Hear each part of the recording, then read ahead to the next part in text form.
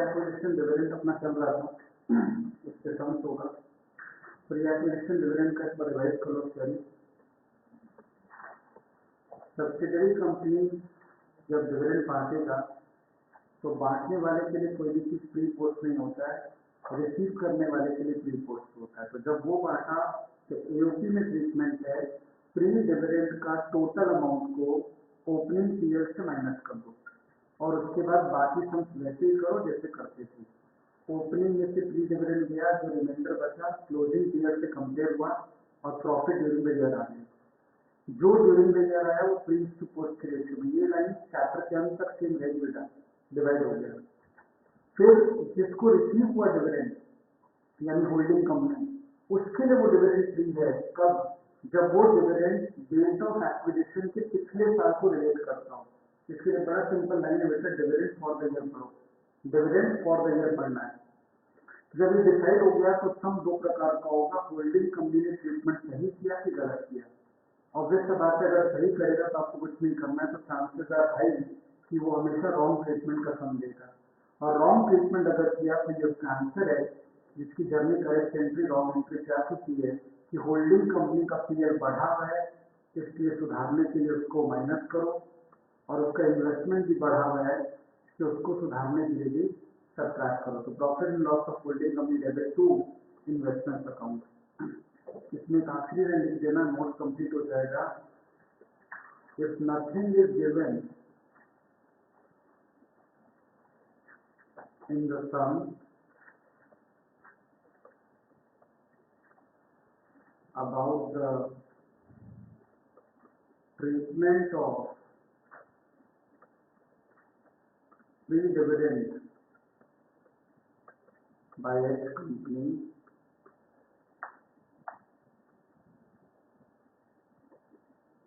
Screen पर देखना, इस तरह से टैग की आगे दे दो।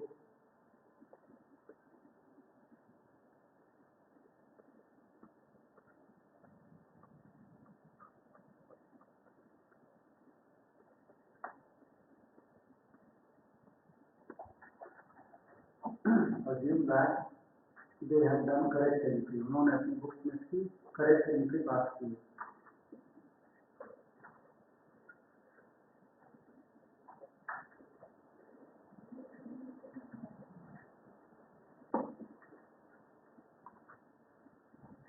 Assume that they have done correct entry।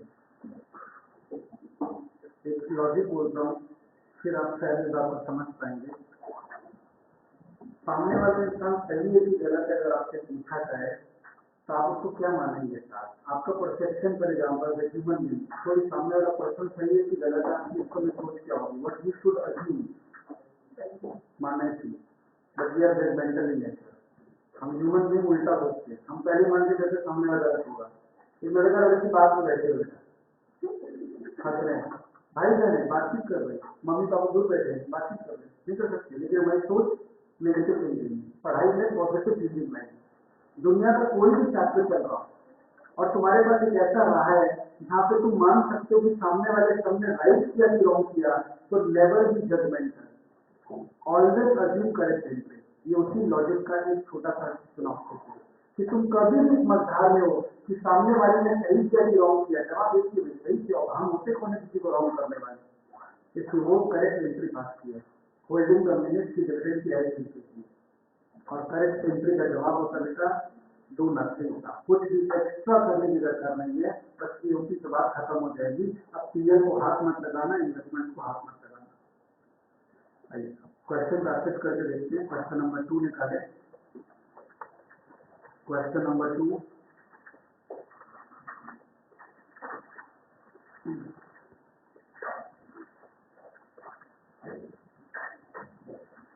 Page 210 है कुछ बुक्स में। Question number 2,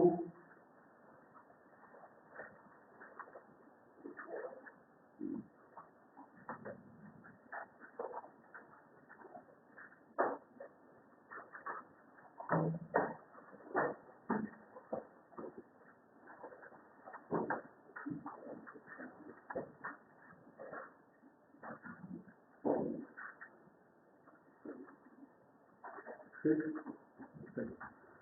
is the balance sheet of holding company X Limited and subsidiary company X Limited on March 31 तो आपको अपना करेंट ईयर हमेशा पता होना चाहिए बिकॉज इस चैप्टर में डेट बहुत इंपॉर्टेंट रोल प्ले करता है। अगर मेरा करेंट ईयर मार्च 16 है मतलब मेरा साल चल रहा है अप्रैल टू मार्च, ये मेरे डिग्री ऑफ होल्डिंग को स्टैब्लिश करेगा और साथ में डिविडेंड पे की पोस्ट है वो भी स्टैब्लिश करेगा। अगर मेरा साल अप्रैल टू मार्च 16 है मतलब मेरा प्रीवियस ईयर मतलब इसके पहले वाला साल 2015, 14, 13 है तो डिविडेंड अगर 2015 अप्रैल से पहले हो तो वो प्री डिविडेंड हो जाएगा। शेयर 100 रुपए इसके हैं तो यहाँ ध्यान देना 10 का नहीं बच्चों 100 रुपए का शेयर है, 100 रुपए का शेयर। यहाँ एक्स लिमिटेड में 0 कम हो गए बच्चे 5 लाख होगा, 5 लाख। सब्सिडरी कंपनी में 2 लाख रुपया कैपिटल है तो 2 लाख में नंबर ऑफ शेयर हो गए बच्चों 2000 शेयर, 2000 100 रुपए में 2 मिनट घटा दिए तो 2 lakh divide by 100 number of share हो गए 2000। ट्रेड पेबल्स करेंट लायबिलिटी में है, टैंजिबल इंटैंजिबल असेट्स है और यहाँ हम देख पा रहे हैं कि पहले से गुडविल बैलेंस शीट में विराजमान है, यानी ये गुडविल पहले से विराजमान है। इसके अलावा कॉस्ट ऑफ कंट्रोल से और गुडविल आ सकती है, नहीं तो कैश रिजर्व भी आ सकती है। नॉन करेंट इन्वेस्टमेंट में 1500 शेयर इन एक्स कंपनी है तो मेरे पास सब्सिडरी का 1500 शेयर है। सब्सिडरी कंपनी का टोटल शेयर है 2000, उसका 2000 में मेरे पास 1500 शेयर है मतलब मेरी डिग्री ऑफ होल्डिंग हो गई 1500 डिवाइड बाई 2000 दैट इज 75%। और अगर मेरा डिग्री ऑफ होल्डिंग 75 है तो माइनॉरिटी इंटरेस्ट हो गया रिमाइंडर 25%। मेरे 1500 शेयर 2,40,000 में खरीदे गए। तुरंत दिमाग में लाओ अच्छा ये 240 तो कॉस्ट ऑफ कंट्रोल वाले स्टेप का पहला वर्ड है इन्वेस्टमेंट इन एस्टिमेटेड। जिस दिन ये करना सीख जाओगे पढ़ते पढ़ते कहाँ जाने वाला है लिखना नहीं है तो तुम बाद में भी तो वही सोचोगे। तो ये इन्वेस्टमेंट कहाँ जाएगा, कॉस्ट ऑफ कंट्रोल का पहला वर्ड है। इन्वेंट्री रिसीवर्स और कैश नॉर्मल वर्ड चाहिए था। इंफॉर्मेशन अगले पेज में जा रहा है रिजर्व सरप्लस।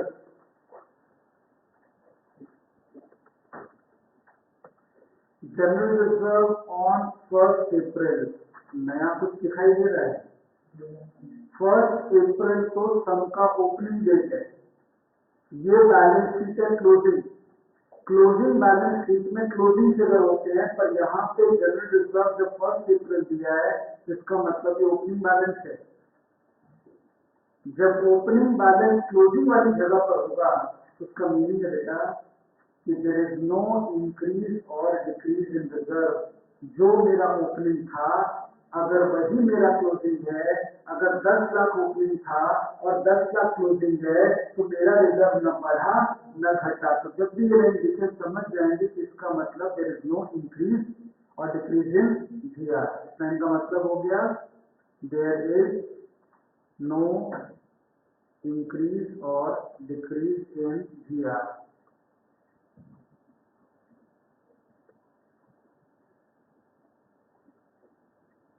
ये कब समझ जाएंगे बच्चों, जब opening reserve closing balance sheet में दिया है तब।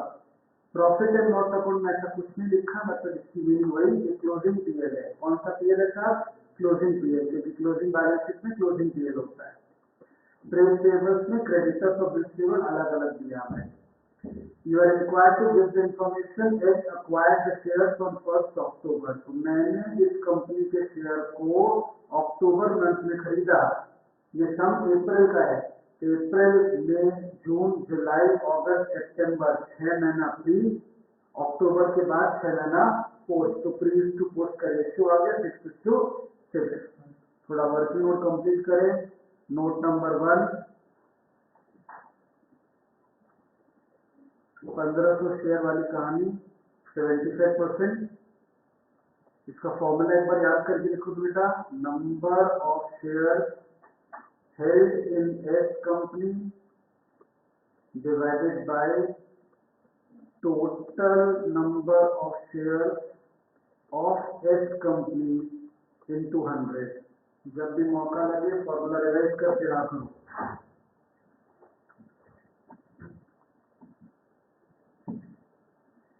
उसके 2000 शेयर में हमारे पास 1500 शेयर है तो इसका मतलब मेरे पास 75% और गांव के पास एमआई के पास 25% है। ये लाइन याद हो चुका है अभी तक तो अच्छा बात है, नहीं हुआ तो याद हो जाना चाहिए ना, वरना खराब बात है। नोट नंबर इसी में नेक्स्ट पार्ट, अप्रैल से अक्टूबर में होगा, सितंबर 6 महीना अपना फ्री है और 6 महीना अक्टूबर से मार्च पोस्ट है। तो प्लीज टू पोस्ट का रेशियो हो गया बच्चों 6:6 यानी 1:1।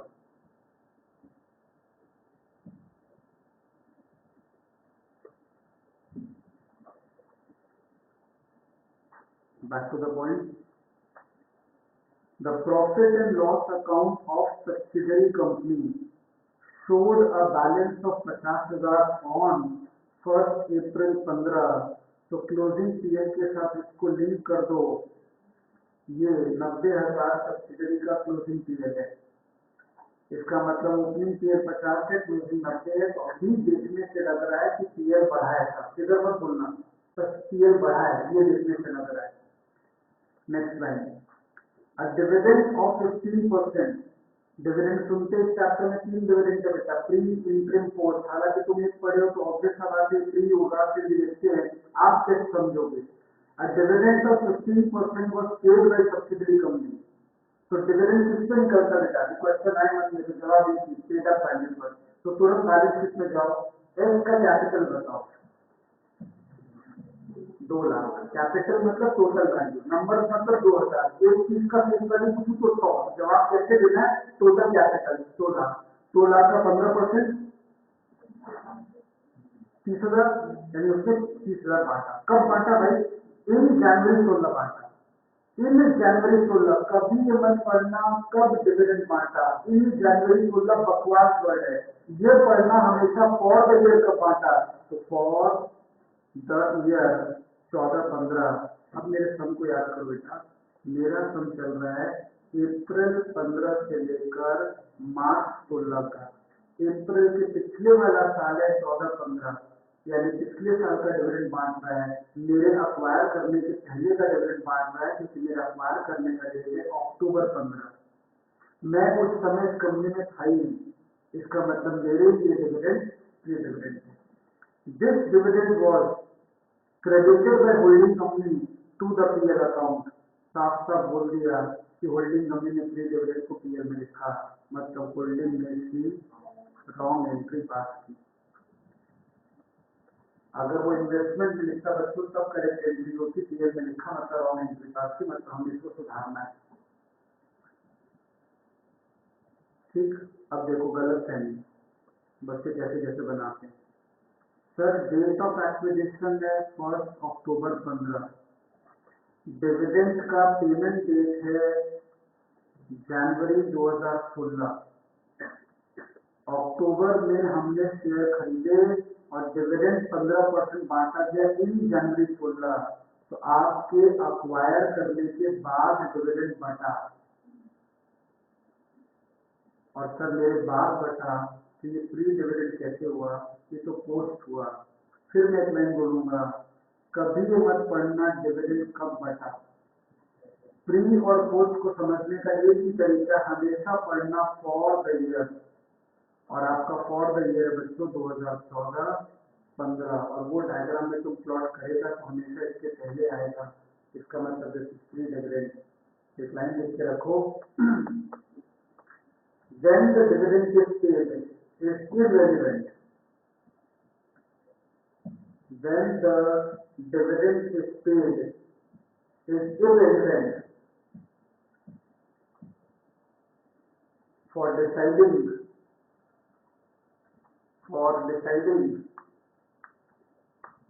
pre or post dividend. For deciding pre or post dividend.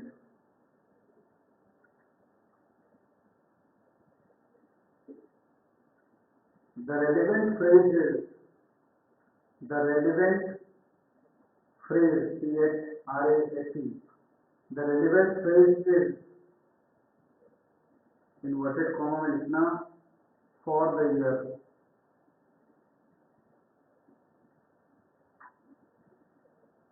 और फिर ये सम का डायग्राम बनाना चाहो तो बना लो।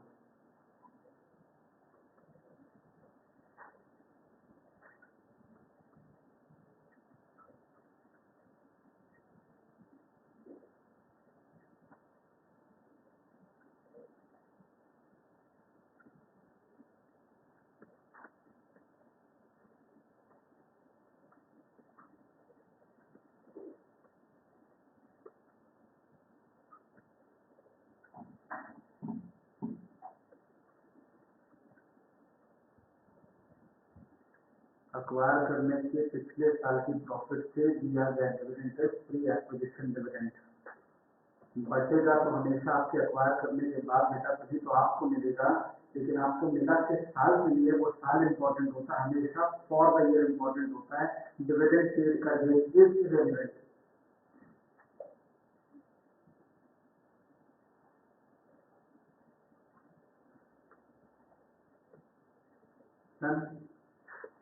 Back to the some.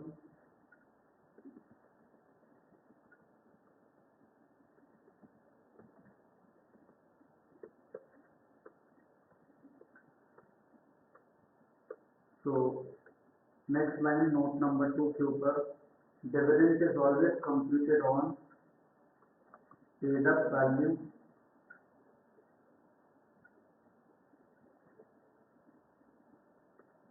Complete किया। तो dividend paid by subsidiary company is equal to 15% into total paid up capital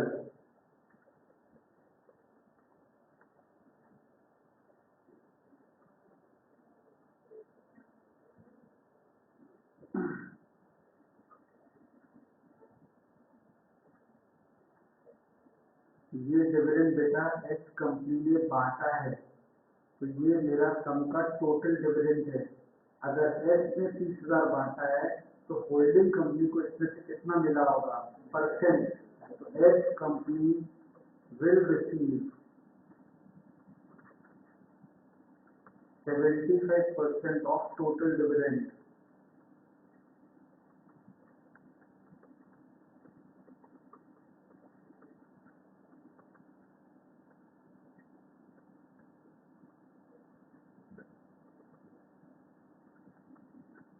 ₹22,500।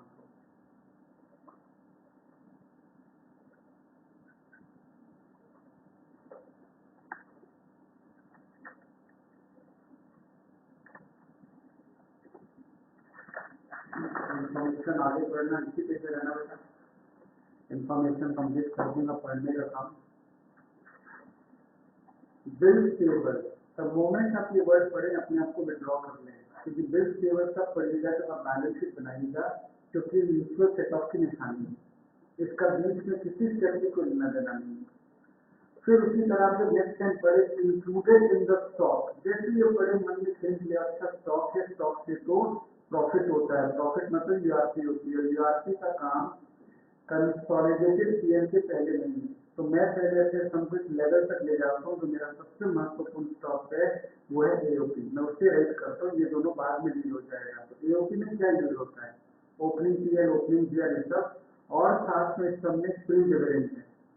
Pre dividend का थ्योरी बोलता है एओपी वाले स्टेप में ओपनिंग वाले फिगर से प्री डिविडेंड को लेस कर दो।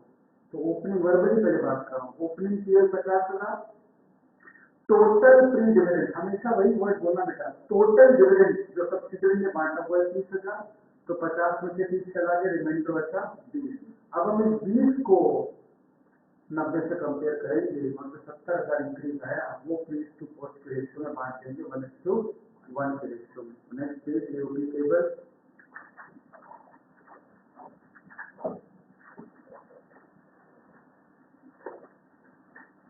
बैलेंस इन ईयर ऑन 1/4/15, पढ़ना पूरा चाहिए बेटा, से रिवाइज होता है।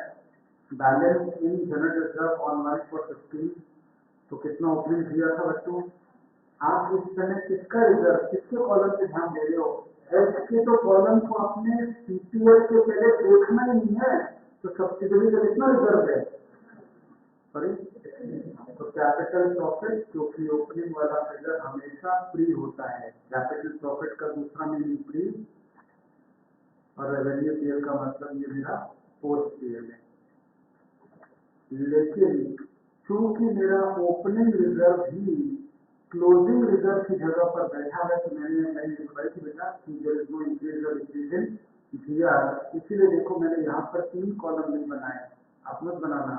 यहाँ पर एक और कॉलम होता है ना रेवेन्यू रिजर्व, वो कॉलम क्या लिखता है, इंक्रीज इन जीआर या डिक्रीज इन जीआर। जब इंक्रीज और डिक्रीज है ही नहीं, तो ये कॉलम बनाकर मैं क्यों समय वेस्ट करूंगा, इसलिए कॉलम आपने यहाँ ड्राफ्ट नहीं किया बेटा, सिर्फ 2 कॉलम बना, एक कैपिटल प्रॉफिट, एक रेवेन्यू पीएल। नेक्स्ट बेटा बैलेंस इन पीएल ऑन 1/4/15, यही के बाजू में लिखना 50,000 less total pre dividend, opening वाले बैलेंस से प्री डिविडेंड को लेस कर दिया करते हैं। नोट नंबर 2,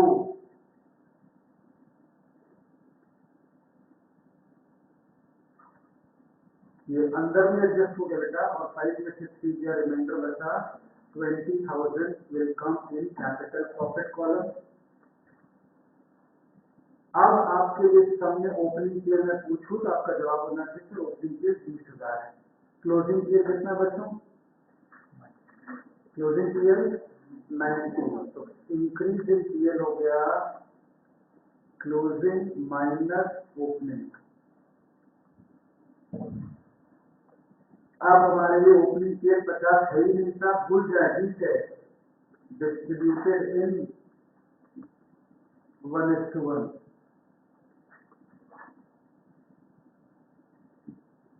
वर्बल हो जाएगा 9 में से 2 के 70, 70 का आधा होता है 33,000 फ्री में और 35,000 पोस्ट में।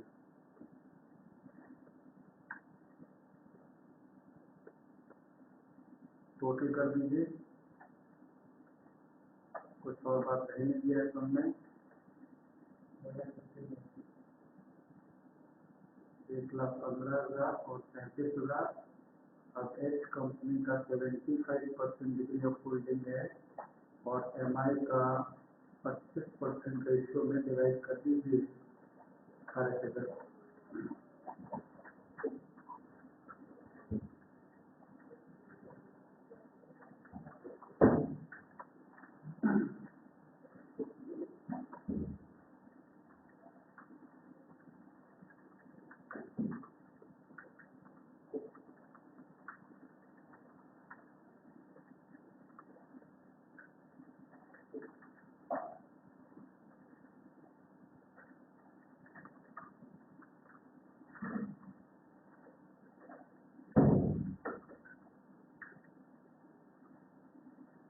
ठीक है,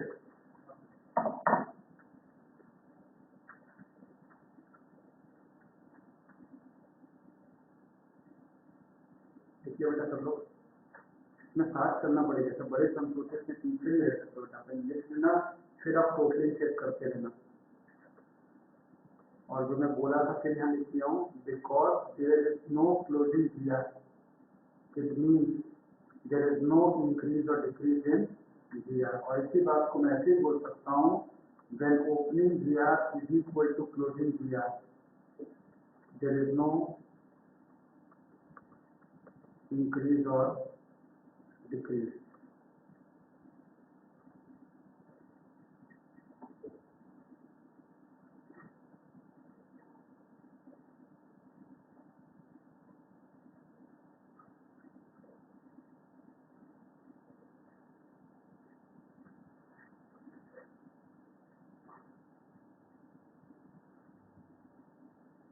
ठीक, नेक्स्ट बेटा, नेक्स्ट स्टेप इसके बाद होता है कॉस्ट ऑफ कंट्रोल। यहाँ देखिए स्पेलिंग एरर है, इसका मतलब आगे भी ध्यान देना, कहीं पर भी स्टेप को रॉन्ग लिखा हो सकता है। Cost of control, cost of control, इससे गुडविल एप्रेजल आती है, इसके 6 वर्ड से बेटा इन्वेस्टमेंट इन सब्सिडरी कंपनी।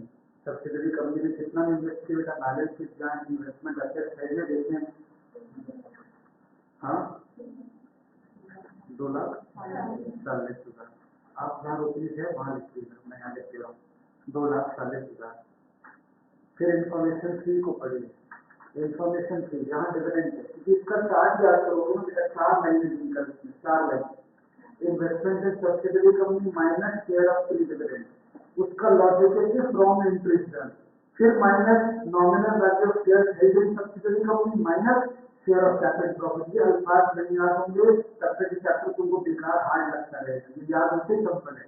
तो प्री डिविडेंड है, रॉन्ग एंट्री किया है तो less share of pre acquisition dividend, working note 2 में इसका अमाउंट हम लोग निकाल चुके हैं 22,500। ठीक है, कैलकुलेटर हैंडी बेटा।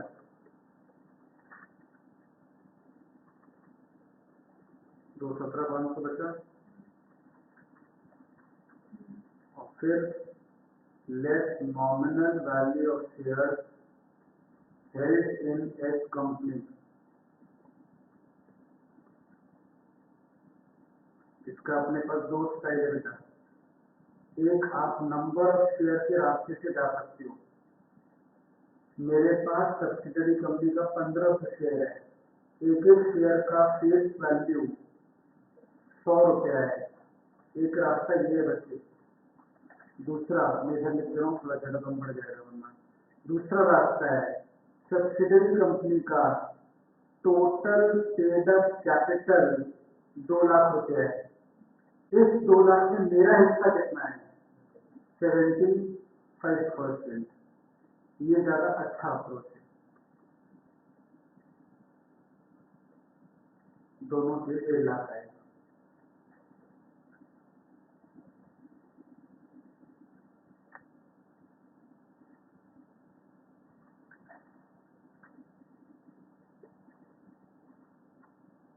ठीक है, और ऑब्जर्व करो, जो यहाँ लाइन है वो क्यों ऐसा लिखा हूँ? नॉमिनल वैल्यू मतलब face value of share held इन। मेरे पास सब्सिडरी के कितने शेयर थे? 1500। Nominal value 100, 1500 into 100। मेरे पास उसके 75% शेयर है, उसका टोटल शेयर 2 लाख, उसके 2 लाख में मेरे पास 75% है। दोनों ही बातें प्रूव हो रही है। और लास्ट बेटा लेस, इसको इससे लेस करना जरूरी नहीं बेटा कि आप ये 2 लाख में से पहले 1.5 महीने सिर्फ मत करिए, एक साथ में लिख दीजिए less share of capital profit, जो आपको वर्किंग नोट नंबर 3 से मिलेगा बच्चों, हमेशा एओपी टेबल से मिलेगा। कौन से वाला फिगर? एच कंपनी के सामने वाला row capital profit, share of capital profit कितना बेटा? 8625। अब इसको एक साथ माइनस कर लो।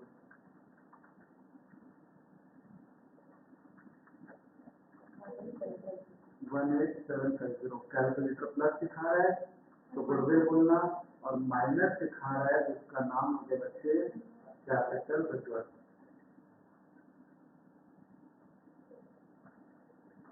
माइनस दिखा रहा है तो आप यहाँ पे माइनस साइन दे सकते हैं।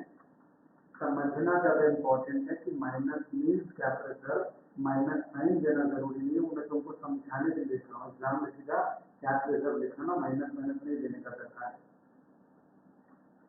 Done. Next step, calculation of minority interest. Calculation of minority interest. इसके अल्फाज क्या क्या थे बेटा? पहला, nominal value of share held by them.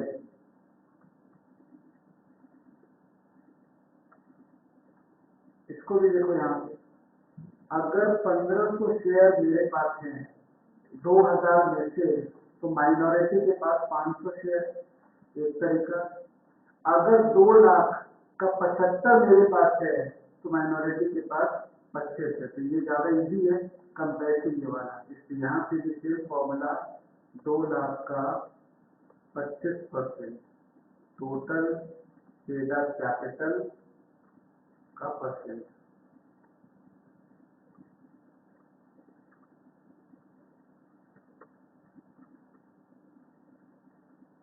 Plus share of capital profit. MI के नजरिए से इनका शेयर कितना है?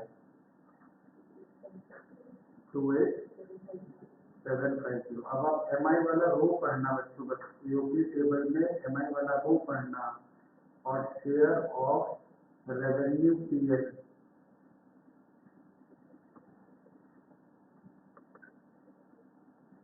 कितना? 8750। इस सब में रिजर्व है नहीं बच्चों, इसकी वो टेंशन हम लोग रिजर्व कर लेंगे। टोटल कर दिए, एमआई खत्म। 87,500।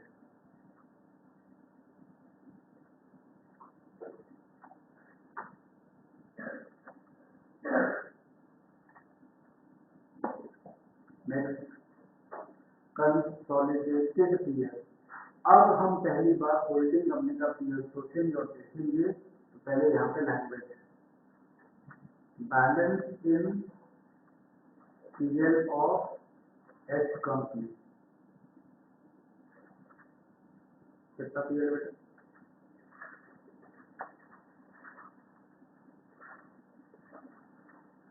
पीएल के सामने ऑलरेडी बेटा ये 90 ईओपी में और ये 60 ईओपी में यूज हो चुका है, तो कंफ्यूजन का चांस ही नहीं है। अगर तुम टिक लगा के तो कंफ्यूजन का चांस ही नहीं है। और दूसरा तुम खुद लिख रहे हो पीएल ऑफ एक्स, तो पीएल ऑफ एक्स में क्या डाउट है? 1,40,000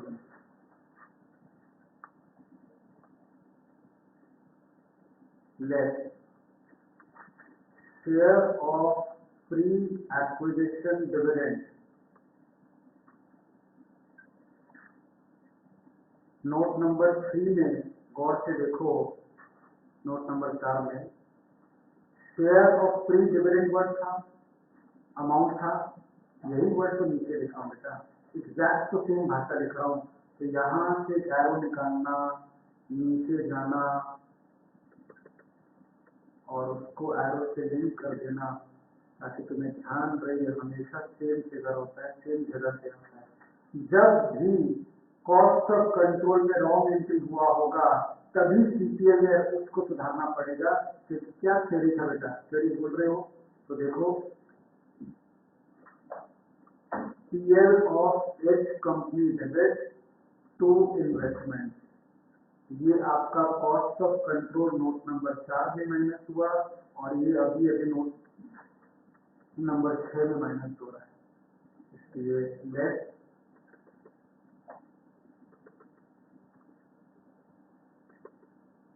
कितना रुपए था? 22,500। इंटरमीडिएट है तो बताओ 117,500। तो कोई बात का नहीं है, निकाल दिया, बस निकालने के लिए। उसके बाद add share in revenue PL of H company.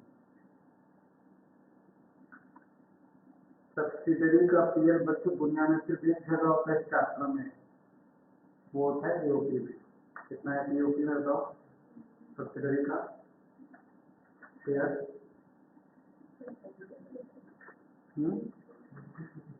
2826,250, क्योंकि ये वाला दोनों फिगर एमआई में यूज हो गया, ये वाला कॉस्ट ऑफ कंट्रोल में माइनस हो गया, यही तो पीएल का है 26,250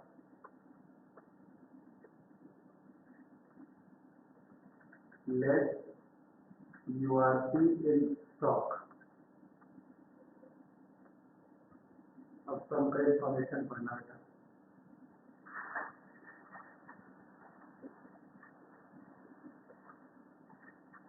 इंफॉर्मेशन नंबर ध्यान से देखो, ये हो गया, इसी से तुमने प्रीस टू पोस्ट निकाला, बी से ईओपी टेबल बनाया, सी से प्री डिविडेंड का पूरा एंट्री खत्म किया और तुम पी देख रहे हो। सी से included in the stock of subsidiary company, यानी सब्सिडरी के स्टॉक में goods of the value, value का मतलब होता है सेलिंग प्राइस, 8,000 रुपए का सामान पड़ा हुआ है, which were supplied by holding company at a profit of 33.13% on cost. ये प्रॉफिट कॉस्ट पर है, लेकिन ये सामान सेलिंग प्राइस पर है, दोनों कंपैटिबल नहीं है। तो 1/3 on cost is equal to 1/4 on selling price. कितने साल के बाद सीख रहे बेटा?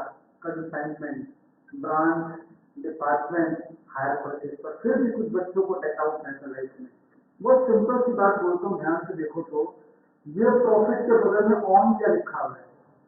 तो ये कॉस्ट से मल्टीप्लाई हो सकता है, सिंपल सी भाषा, जो लिखा हुआ है उसी से मल्टीप्लाई हो सकता है। पर यहाँ क्या लिखा हुआ है? वैल्यू। तो सेलिंग प्राइस और कॉस्ट एक शब्द नहीं है बेटा, तो ये लोग दोनों कंपैटिबल नहीं है, मल्टीप्लाई नहीं हो सकते हैं। इससे इसी को चेंज होना पड़ेगा, कि इसको कन्वर्ट करने का तो दुनिया में तो लॉजिक नहीं है। तो 1/3 on cost is equal to 1/4 on HP. जितना सामान बचा हुआ है वो है 8,000, उसमें प्रॉफिट रेशियो है 1/4, 2,000 रुपया।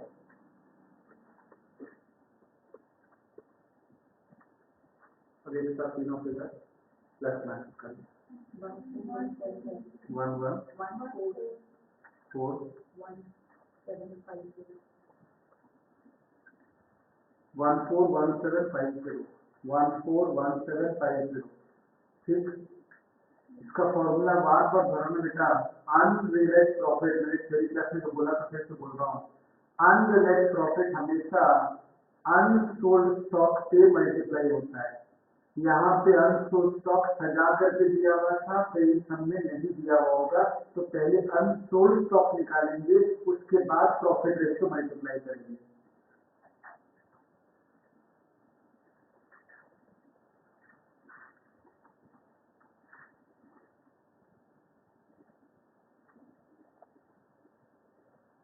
Last working note consolidated CL हो गया बेटा, तो बचा क्या? इसी working note consolidated general reserve, consolidated general reserve. तो balance in GR of H company, लिखे बेटा, plus share in the revenue reserve of H company. ये याद कर लो बच्चों, और इजी हो जाएगा चैप्टर।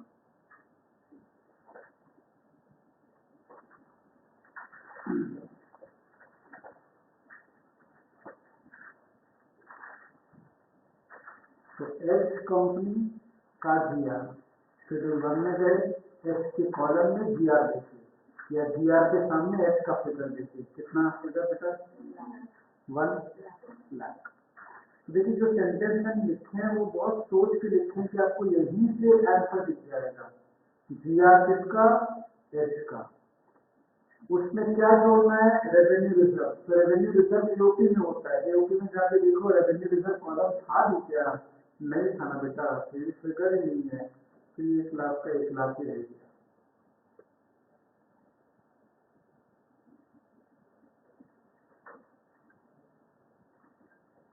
ठीक, ये बैलेंस शीट यहाँ से क्रॉस करिए, इन कॉपी फ्रेश अपने हाथ से बनाई प्रैक्टिस करने के लिए, या आप लोग तो प्रैक्टिस करने वाले होने समझ में आ रहे।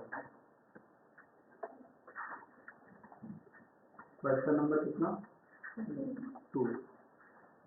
Consolidated balance sheet of H company with subsidiary H company as on 31/3/16।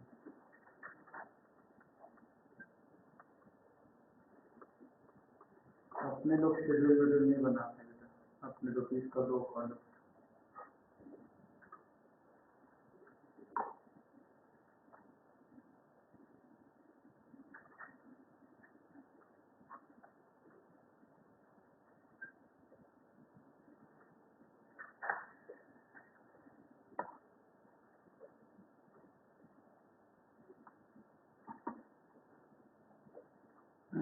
इसमें आप हेल्प अपना कर सकते हो, you can see the balance sheet so that you can help yourself. और याद हो तो बहुत ही अच्छा बात है, बैलेंस शीट तो सभी को आते ही है।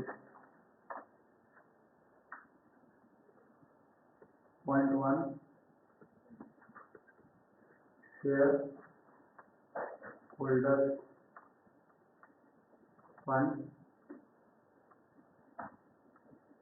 इसके अंदर ए शेयर कैपिटल। शेयर कैपिटल में लॉजिक याद रखना है, ये बैलेंस शीट होल्डिंग बना रहा है बच्चों, इसमें सिर्फ एक ही आदमी का कैपिटल आता है, वो है होल्डिंग कंपनी। तो होल्डिंग कंपनी का कैपिटल 5,00,000 रुपए।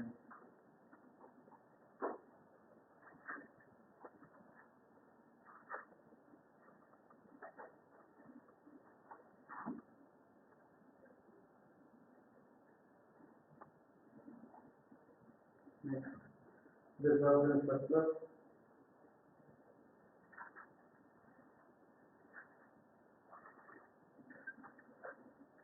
इसमें आपको याद होना कि भाई चैप्टर का रेंज क्या है। एक है कैप रिजर्व, एक है कंसोलिडेट रिजर्व, एक है कंसोलिडेट पीरियड। सब में कोई और रिजर्व सिक्योरिटी पीन जैसा हुआ तो आएगा, पर ऐसा कोई रिजर्व तो नहीं है। लिखना मत, सुनना। यहाँ पे ऑर्डर है, लिखना मत। पहले कैप रिजर्व लिखो, फिर कंसोलिडेट रिजर्व लिखो, फिर कंसोलिडेट पीरियड लिखो, जो इस सम में है। ये कैप रिजर्व की लिखी यहाँ पे नहीं लिख सकता मैं। क्यों? असेट साइड में देखो जरा आपके सामने गुडविल था, होल्डिंग का 40 और सब्सिडरी का 30,000, वर्बली जोड़े 70। कैश रिजर्व नोट नंबर 4 में आया है, कॉस्ट ऑफ कंट्रोल में नोट 4। अब वेरी मीजर अमाउंट 18,000 समथिंग कुछ है, तो 70,000 से 18,000 एडजस्ट हो सकता है। तो गुडविल और कैश रिजर्व हमेशा एक दूसरे से सेट ऑफ होकर अपीयर करेगा, आपकी बैलेंस शीट में कभी अलग अलग अपीयर नहीं करेगा। इस पर पहले नोट लिखिए, बुक में जहाँ लिखा हो नोट लिखिए। Goodwill and cash reserve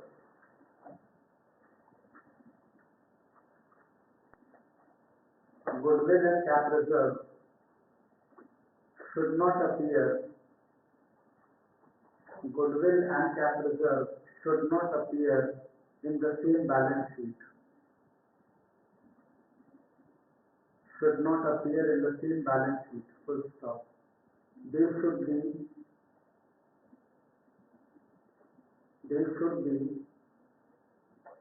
set off with each other. They should be set off with each other.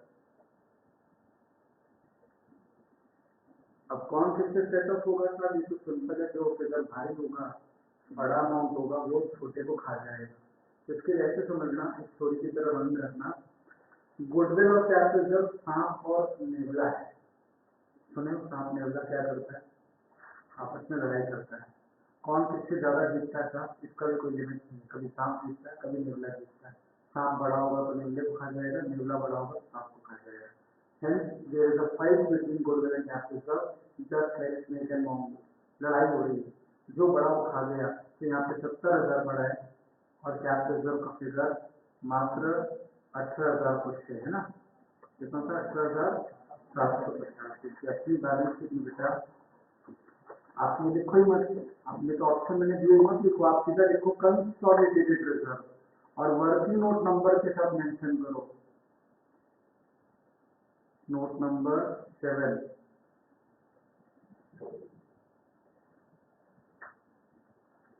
₹1,00,000। Consolidated PL note number 6,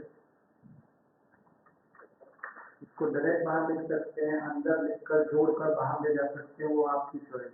PL बेटा बोल दो 141750। और सी, नेक्स्ट पॉइंट बेटा C, MI minority interest note number 5, कितना? 87,500।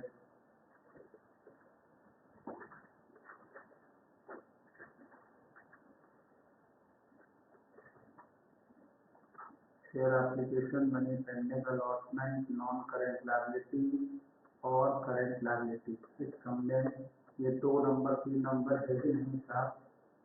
Original balance sheet सामने रखना पड़ेगा बेटा और अपने वर्किंग नोट को ध्यान रखना है। ये दोनों है ही ना? है क्या कुछ नॉन करेंट लायबिलिटी? है क्या बेटा? नहीं है ना? तो करेंट लायबिलिटी बोलना क्या है? ट्रेड पेबल, धीरे हो जाना, ये ट्रेड पेबल। इसके नीचे अलग अलग क्रेडिटर्स और एक रो बिल्स पेबल लेना।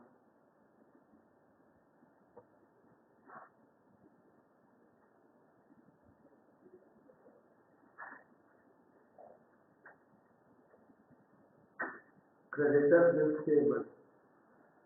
अब एक पॉइंट भी बचा हुआ बच्चों, सम का 4 नंबर पॉइंट बचा हुआ है, उसको तो देखो क्या बोल रहा हूँ मैं वहां पर। The bills payable of subsidiary company were all issued in favor of holding company. Which company got the bill discounted? तो पहले मैंने बोला सब्सिडरी का सारा बिल इसके पास है और फिर मैंने उसी रंग बोल दिया विच कंपनी मतलब एच कंपनी डिस्काउंट करा लिया सारा बिल को। इसका मतलब एच के पास एक भी रुपया का बिल टेबल नहीं बचा है जिसमें से एच ने सारा बिल डिस्काउंट करा दिया। तो म्यूचुअल सेटअप तो तभी होता है बेटा जब म्यूचुअल हो। सब्सिडरी कंपनी का बिल आया, मैंने वो बिल दे दिया बैंक को, तो मेरे पास 1 रुपए का भी बिल नहीं बचा हुआ है। तो there is no set off, there is no set off. ये लाइन दोबारा पढ़ना है।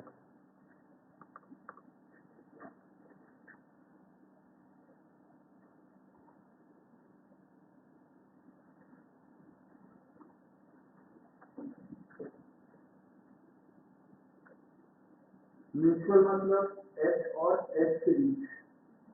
सब्सिडरी कंपनी बिल दिया तो होल्डिंग के पास दिया आया, होल्डिंग ने ये बिल बैंक को दे दिया तो एच के पास एक भी रुपया का बियार नहीं है। चाहे ये 100 था, ये 100 था, ये 100 था, पर मेरे पास से एक भी नहीं है। तो म्यूचुअल एक भी नहीं बचा और म्यूचुअल नहीं तो सेटअप करने की जगह नहीं हो सकती। Logic 1, logic 2। अगर बिल टेबल को सेटअप करना भी है तो किससे करते हो? असेट साइड में जस्ट किसी को ढूंढो जरा।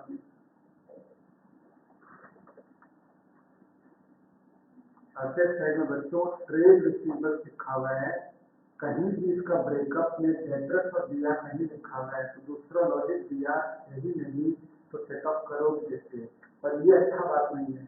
अच्छा बात है तुम इससे समझो कि बिल आया, मैंने पूरा बिल बैंक को दे दिया, मतलब मेरे हाथ में 1 रुपया का भी बिल नहीं है। इससे सेटअप म्यूचुअल होता है। बैंक और मेरे बीच सेटअप नहीं हो रहा था, म्यूचुअल में बिल ही नहीं है, तो इसके पास है इसके पास नहीं तो सेटअप नहीं हो सकता है। तो बस ये पॉइंट तो वैसे भी रेट लोगे, कुछ नहीं करना है, खाली ब्रेकर जोड़ दो। बताओ अलग अलग अमाउंट बताओ दोनों का ब्रेक बच्चों। 80 प्लस 50 तो 130 इनर कॉलम में लिख लेते हैं इसको।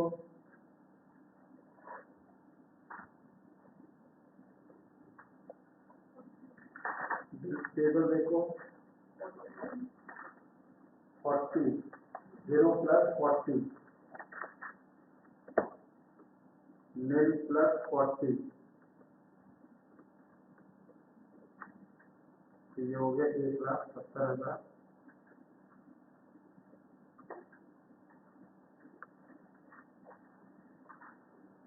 असेट साइड चालू हो गया। टोटल भी कर रहे थे बोलो।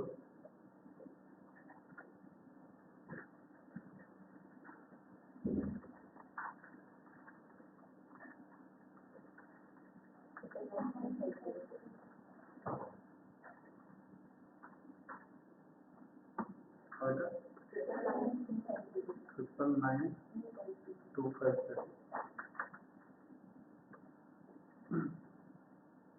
लायबिलिटी साइड 4 नंबर पॉइंट पे खत्म हुआ था। करेंट लायबिलिटी असेट साइड से लिखे अनुसार 5 non current asset. Original balance sheet सामने रखो, उसके अंदर फिक्स्ड असेट, इसके अंदर टैंजिबल।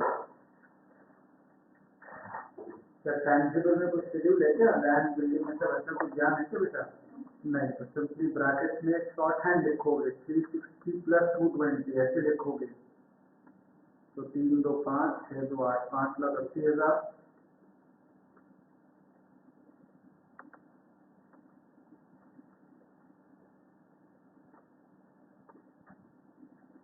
इंटेंजिबल में साफ हो जाना बेटा। 40 प्लस 30 ये तो गुडविल था, माइनस कैपिटल रिजर्व 18,750 था ना।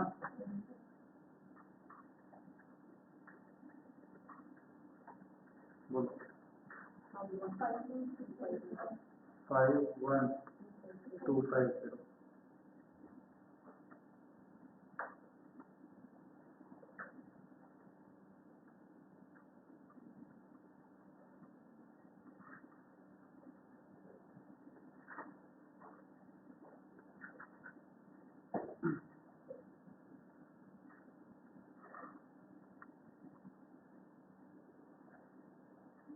जैसे ही आप इन्वेंट्री लिखा आपके मन में तुरंत क्या आ जाना चाहिए होता है, दोनों स्टॉक जुड़ेगा माइनस चैप्टर का रेंज क्या बेटा, और दोनों स्टॉक जुड़ेगा आगे माइनस क्या, तो 1,00,000 और 90,000 जुड़ा माइनस सम रिमार्क देना यूआरपी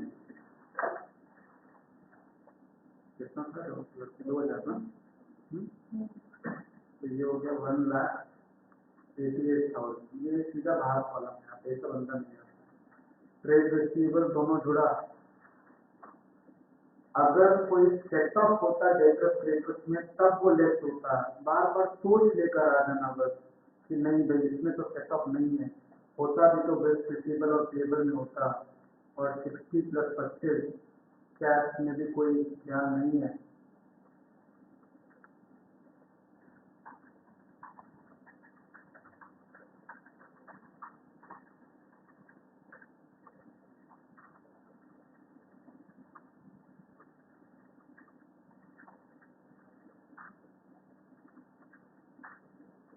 टोटल मैथ बोलते 999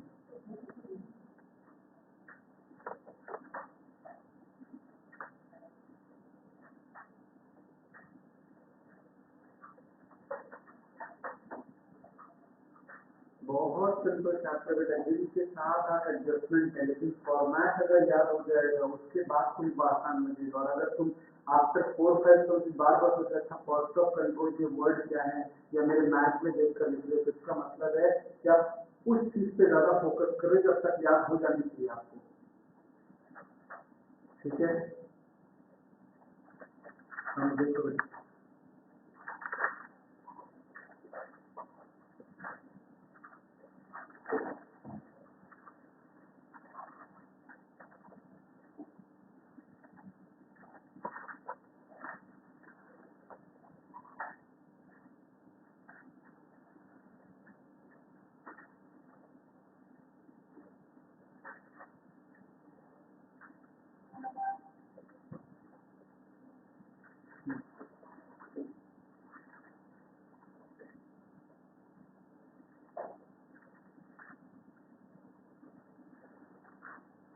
चले क्वेश्चन नंबर 3 पे आए।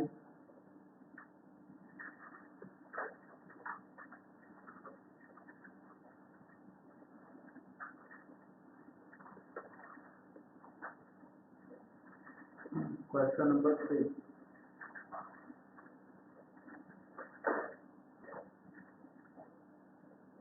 from the following balance sheet of A Limited and the subsidiary B Limited, तो कोई बात नहीं, अल्फाबेटिकली ये पहले अभी बाद में तो भी संभाल लेंगे, एफ समझ लेंगे। And the balance sheet is on 31 दिसंबर 15, मतलब जनवरी से लेकर दिसंबर 15 का सब चल रहा है।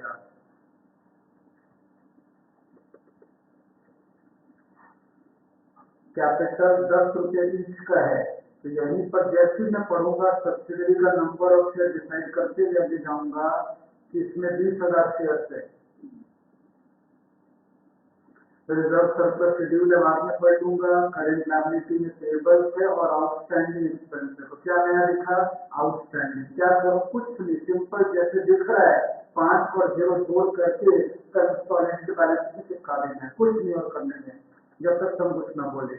आगे देखा next page, current assets non current assets में वही गुडविल प्लांट, अच्छा वापस से गुडविल है, ओहो इसका मतलब गुडविल वापस से तगड़ा फिगर 80 और 20, तो ये तो जुड़ेगा ही। अगर कॉस्ट ऑफ कंट्रोल में सोच के जवाब देना 10,000 गुडविल आया तो बैलेंस शीट में कितना गुडविल हो जाएगा, 80, 20, 100, 100 और 10, 110, और 10 क्या रिजर्व आया, तो 80, 20, 100 में से 10 गया 90। करेंट इन्वेस्टमेंट से मेरे पास 15,000 शेयर, यहाँ पे जैसे मैं रोकूंगा पहले से इससे बात करूंगा, डिग्री ऑफ होल्डिंग इसी समय निकाल लो, इसी समय 15,000 मेरे पास और उसकी बैलेंस शीट में कितना शेयर दिख रहा है, 20, मतलब 15,000 में 20, 15/20 75 और एमआई का 25। फिर आगे बढ़ा, 15,000 शेयर बी में है और उसका अमाउंट है 161, तो ये 161 कहाँ जा रहा है, कॉस्ट ऑफ कंट्रोल का पहला शब्द है। इन्वेंट्री रिसीवर्स और बैंक में अभी रुकूंगा, नेक्स्ट सेकेंड पीरियड में रुकूंगा था। Contingent liability for bill discounted 5,000 दिया है। कुछ नया आ रहा है सुनना। कंसोलिडेशन के क्रम में कभी भी अगर बैलेंस शीट नीचे इस तरह से कंटिंजेंट लायबिलिटी बिल डिस्काउंट कर दिया हो तो आप इस चैप्टर में हमेशा ये अज्यूम करते हैं, ऐसा माना जाता है, ऐसा कहा जाता है कि जो बिल इनके बीच का है ये उसी में से डिस्काउंट हुआ है। तो अगर इनके बीच का बिल अभी हम कैसे पता चलेगा कॉमन लाइन नीचे इनके बीच में बिल है क्या? Point number 4, point number 4, bills accepted by B. Accepted मतलब होता है टेबल, बाय बी का मतलब होता है बी का bills table are all in favour of A. तो बिल्स टेबल सर्च करो कितना है बी का, तो ये रहा बेटा बिल्स टेबल का लाइन, ये रहा बी का लाइन मतलब 15। अब सम बी आर सर्च करो बच्चों, ये रहा बी आर, ठीक है ना, और ए का बी आर सर्च करोगे ना तो इसका मतलब आपका मन में होना चाहिए इन दोनों की बात कर रहे हैं। नॉर्मल रूल है 80 और 15 में एवरेज लोअर, तो ऑब्वियस बात है 15 लोअर। अगर बी ने 15 का बिल दिया है तो इस 80 में 15 का बिल पड़ा होगा तो 15 सेटअप होना चाहिए, लेकिन आपका यहाँ पे डिस्काउंट कितना हो चुका है तो आपको ये मानना पड़ेगा। ये मैं सिर्फ सोच रहा हूँ, ये institute of chartered accountant of India ने हम लोग को बोला है मानने के लिए, हमें तो मानना पड़ेगा कंसिडरेशन है। ये 5,000 इसी बिल में से डिस्काउंट हुआ है, ये स्टैंडर्ड कंसेप्शन है। तो अगर 15 में से 5 का सेम स्टोरी, सब्सिडरी कंपनी ने 15 का बिल दिया, होल्डिंग के पास 15 का बिल आया, इसमें से उसने बैंक को 5 दे दिया, तो इसमें से 5 चला गया। अब इन दोनों के बीच म्यूचुअल अमाउंट कितना है बेटा जी? 10 है, तो सेट ऑफ बिल 10 ये साइड में बना के रख लो।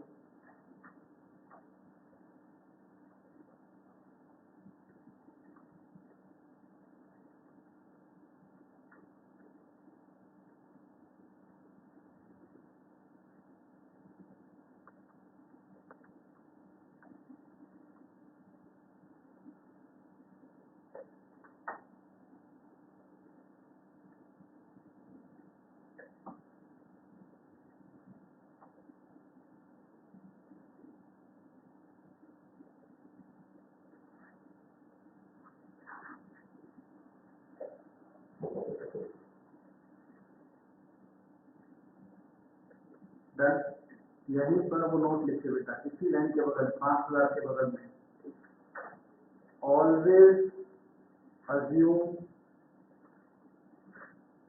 that the bills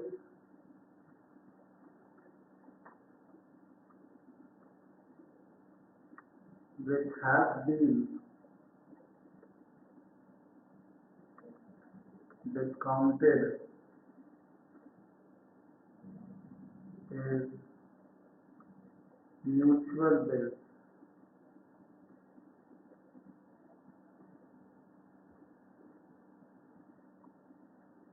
तो कभी भी कुछ और नोट हो सकता है? नहीं बेटा, कभी भी नहीं। इस जीवन में तुम्हारे कभी ऐसा नहीं होगा, यही होगा तो बोला जाए। ठीक, पढ़ाई वर्बली बताना। मान लो बच्चे में 8 होता, 8 तो सेट ऑफ का अमाउंट क्या होता वो सोच बता दो खाली। ये 8 होता तो सेट ऑफ कितना होता? 15 में से 8 गया 7, 15 और 7 में लोअर है 7, 10 तो पिक्चर में नहीं होता ना। Next, general reserve, CL, creditor, payable, debtor, receivable. Special नहीं है इसमें। आप A purchase shares in B on 1 July, तो डेट ऑफ एक्विजिशन मिल गया बच्चों। ईयर स्टार्ट हो रहा है जनवरी में, तो जनवरी से लेकर जुलाई 1 यानी जून तक 6 महीना, और जुलाई से लेकर बाकी पीरियड दिसंबर तक 6 महीना। वही थोड़ा सा नोट लिख लें, काफी बातें आगे बढ़ गई हैं। नोट 1 समझा चुका हूँ, मैं वापस चाहूंगा आप लोग सब यहाँ फॉर्मूला बताने मेरे को। क्या था formula? Number of share held in S company. Exam में एस कंपनी नहीं होकर इस कंपनी क्या हो जाएगा बच्चों? इस कंपनी एस का नाम B company divided by total number of share in S company by B company divided into 100।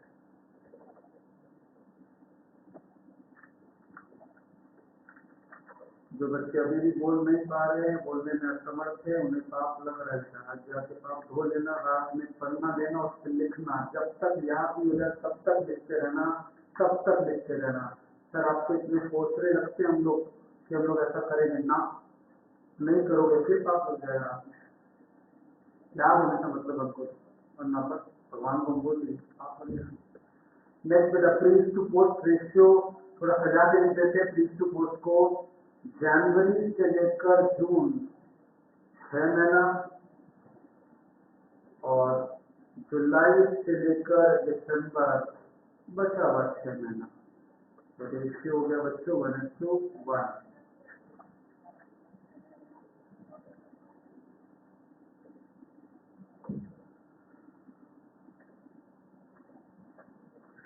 आगे नहीं पड़ेगा।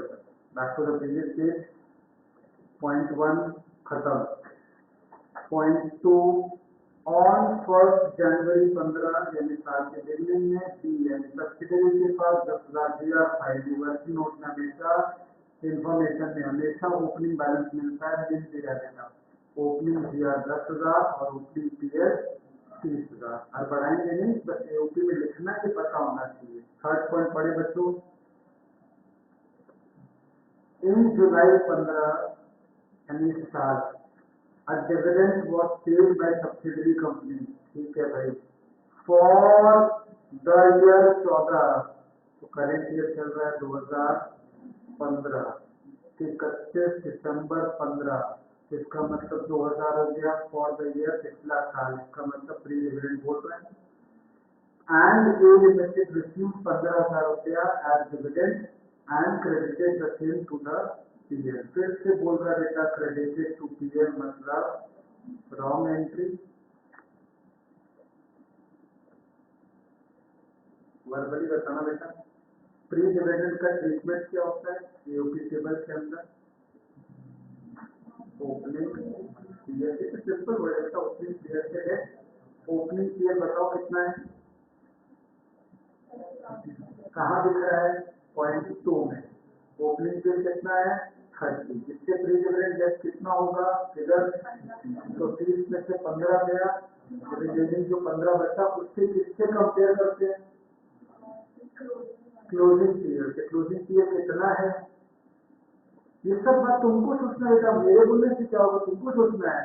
क्लोजिंग पीरियड क्लियर में होगा 60,000, तो क्लोजिंग पीरियड से कंपेयर करेंगे और आंसर आ जाएगा। और अफसोस गलत जवाब। ओपनिंग पीरियड 30,000 से 15,000 डिविडेंड लेस करेंगे, यही गलत है। इसके बाद पूरा सम 15 मार्क्स का 0 है। इसके बाद तुम जो भी सम में कर रहे हो सिंपली 0 मिल रहा है, कुछ राइट नहीं होगा। फिर से इस लाइन को पढ़ो, थर्ड लाइन को देखो, तुम अपनी गलती अभी आइडेंटिफाई कर पाते हो क्या?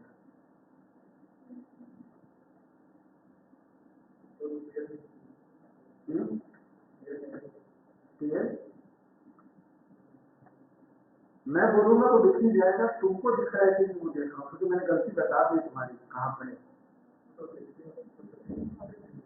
हाँ नहीं, हाँ 20,000 क्या है? क्यों? हाँ वेरी गुड। ये ए को रिसीव हुआ है 15, डिविडेंड बी बांट रहा है। ए को रिसीव हुआ है मतलब 75% मिला है। ये टोटल डिविडेंड नहीं है। मैं बार बार सीख कर तुमको टोटल डिविडेंड बोल रहा था। लास्ट तक में तुमने देखा भी, माना भी, लेकिन समझा नहीं कि जब हम लोग ओपनिंग वाले से लेस करते हैं तो टोटल वाला डिविडेंड लेस करते हैं, लास्ट सम का फिगर 30। इसमें से कॉस्ट ऑफ कंट्रोल में जो डिविडेंड जाता है उससे मैं बार बार बोल रहा था शेयर शेयर शेयर, जो कि मेरा 75% है। तो इसका मतलब इसको ऐसे देखो, यहाँ से लास्ट सम को ले रहा हूँ। अगर उसने 30 बांटा तो मुझे मेरा हिस्सा मिला 22,500। तो इसका मतलब मेरा सम में ये 15 है, इस सम में भी लकड़ी 75% की है, तो मेरा 75% 15,000 है, तो उसने डिविडेंड बांटा 100%, यानी 15 डिवाइड बाय 75% 20,000। इतनी सी बात एग्जाम में दिखेगी नहीं कि जब राइट कर समझ करते हैं। मान के चलते जो भी सम लिखा होगा वही होगा जो क्वेश्चन 2 में पड़े थे।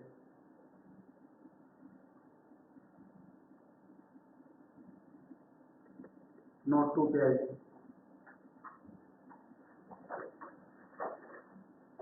In this question it is given that A Limited received 15,000 रुपया as dividend, which is 75% bracket में his share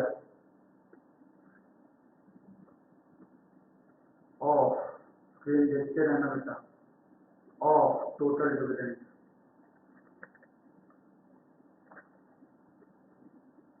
ठीक है, hence next line में total dividend will be 15 by 75% 20,000।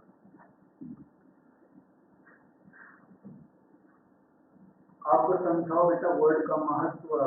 AOP में टोटल डिविडेंड लेस होता है और रॉन्ग एंट्री वाला ट्रीटमेंट में अपना हिस्सा लिखते हैं। इसलिए मैं बार बार शेयर शेयर वर्ड से इतना स्ट्रेस कर रहा हूँ। शेयर मतलब 75% जो भी डिग्री ऑफ होल्डिंग है।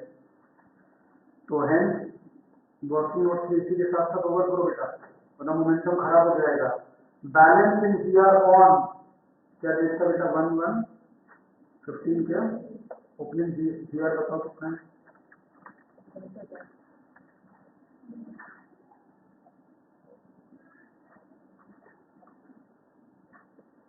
यहाँ देखिए कैपिटल प्रॉफिट होगा सीएसी। हाँ, ओपनिंग जीआर 10,000।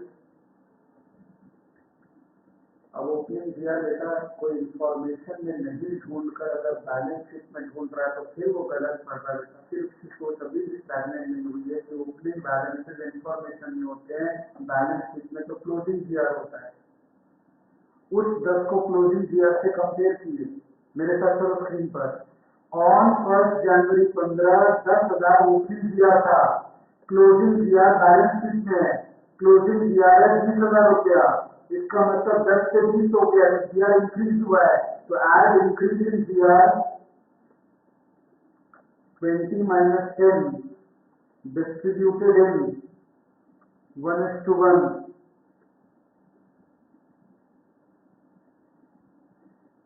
तो 5,000 कैपिटल प्रॉफिट कॉलम में और 5,000 रेवेन्यू रिजर्व कॉलम में, थर्ड कॉलम में।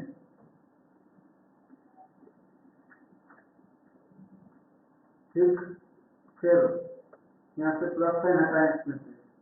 बैलेंस इन पीएल ऑन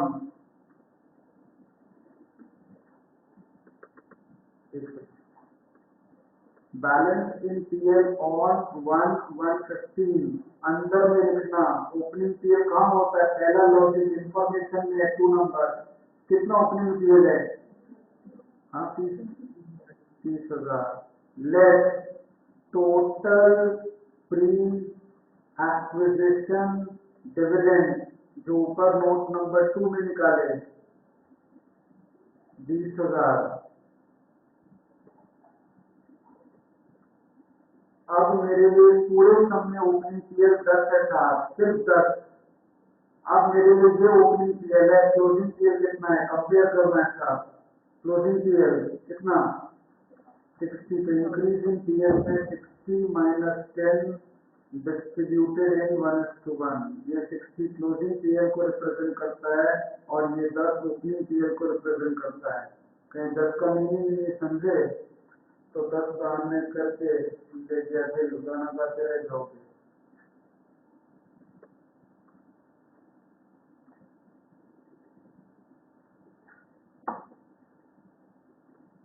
तो 60 में से 10 या 50, 50 का आधा 25, तो 25 25 25 फ्री में और 25 रेवेन्यू पीएल कॉलम में। ये इसका टोटल करिए और डिवाइड करिए। तो ए लिमिटेड का 75% 37,500 और एमआई का 25% 12,500। थोड़ा मेंटल मैथ रख के बच्चों, 75% मतलब 328, 25 मतलब 1/4, इतना संभाल पा रहे। 50,000 का आधा क्या होता है? फिगर खाली 50 का आधा बोलना, 25 का आधा 12.5, तो 50 का 128 कितना होगा? कितना सेकंड लगेगा? 50 का आधा 25, 25 का आधा 12.5, कितने सेकंड? तो 50 का 128 12.5।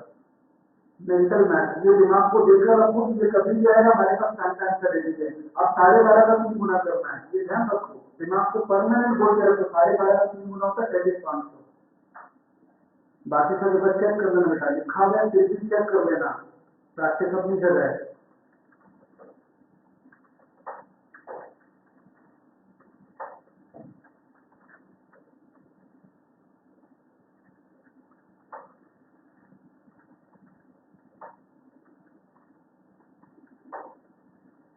हैं ठीक। अभी बात बताओ मेरे प्यारे बच्चों, तुमको तो आदत ही पड़ गया हमसे डांट खाने का। 25,000 का ये आंसर कैसे निकाल रहे हो? बेटर कैलकुलेटर से, तो बहुत सिंपल है। 25,000 इंटू 75% करेक्ट। और ये वाला आंसर निकालने के लिए वापस से 25,000 इंटू 25%। मैं सबकी बात नहीं करूँ, चल सुनिंदा प्यारे बच्चों की बात करूँ।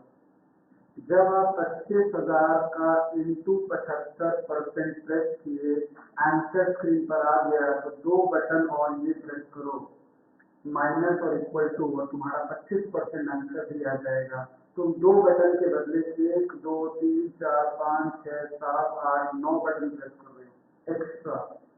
7 बटन का नुकसान कर रहे हो। हम लोग तो मारवाड़ी बेटा, हम लोग तो नुकसान कभी करेंगे ना।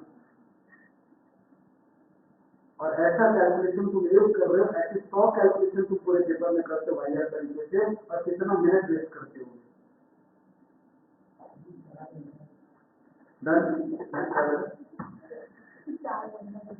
4 घंटा पेपर में देने का मतलब है कि पूरा 4 आवर भी आप पेपर में लगा दीजिएगा। 36 तो मार्क्स के हाई बने हैं, ये बढ़िया है, बहुत बढ़िया। चलो अब इसको यहीं पर डिसाइड करो कहाँ कहाँ जाता है। मेरा capital profit cost of control में लेस होता है। एमआई का तीनों फिगर एमआई के टेबल में चला जाता है।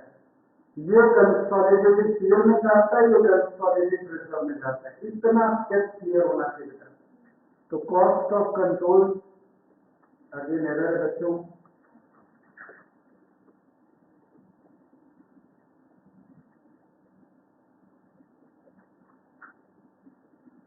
करो ना, ये वाला स्टेप आगे बढ़ाओ।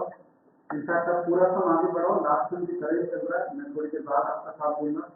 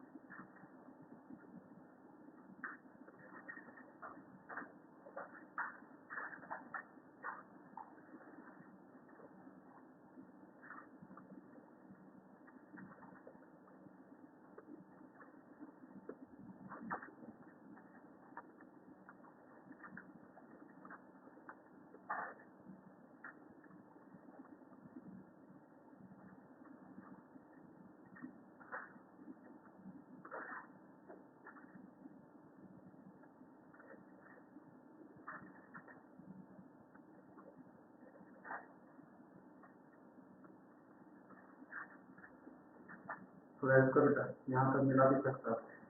क्या प्रॉफिट खाली बोल एक बार। सॉरी 37 5 क्या बोल रहा हूँ बेटा। राम कौन है बता रहे, सीता कौन है, कुछ भी है। ये वाला टोटल बोल दो बेटा, 161 में से 15 गया तो 146। ये सब माइनस होकर नेगेटिव आ रहा है, यानी क्या रिजर्व आ रहा है, फिर वो बच्चे 41 5। गुड। रुके नहीं बेटा, रुके नहीं, मैं आपके लिए ठीक से जानबूझ के कर रहा हूँ। जो बच्चे इंटेंशनली करना चाहते हैं, सीखना चाहते हैं, वो बाद में मेरे स्क्रीन से मिलाएंगे। कोई डाउट इसमें है? सारी बातें मैंने लिख दी वैसे।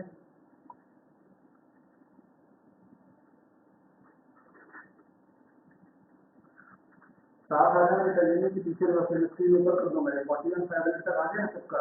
एमआई करो, एमआई कंप्लीट करो, जिनका वो हो जाओ क्या कंसोलिडेट में जाओ।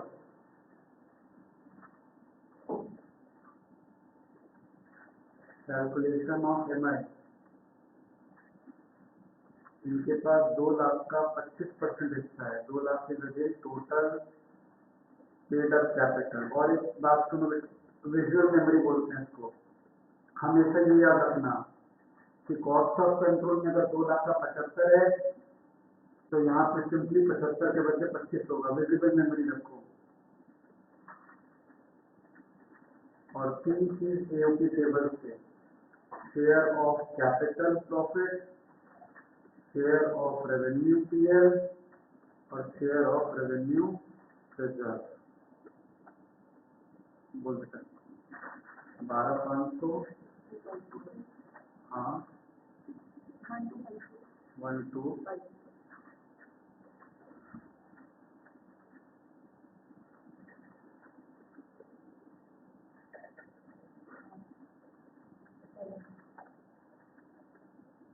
80। ये 7। हाँ 70।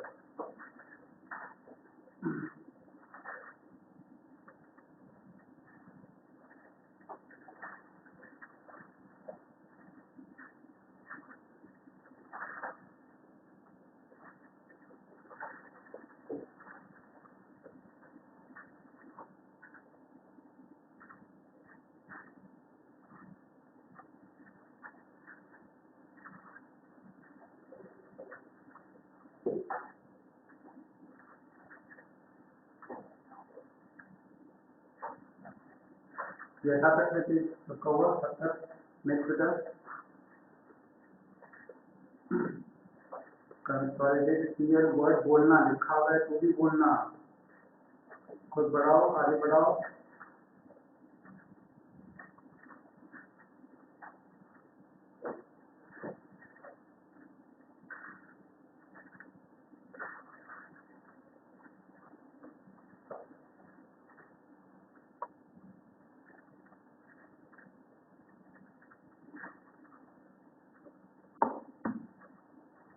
Balancing PL of holding company minus share of.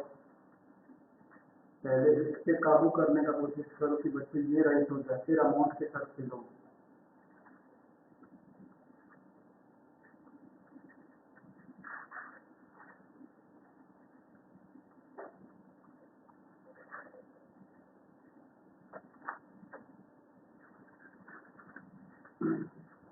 खुद सर्च कर बेटा, तभी लिख पाएगा, सीख पाएगा।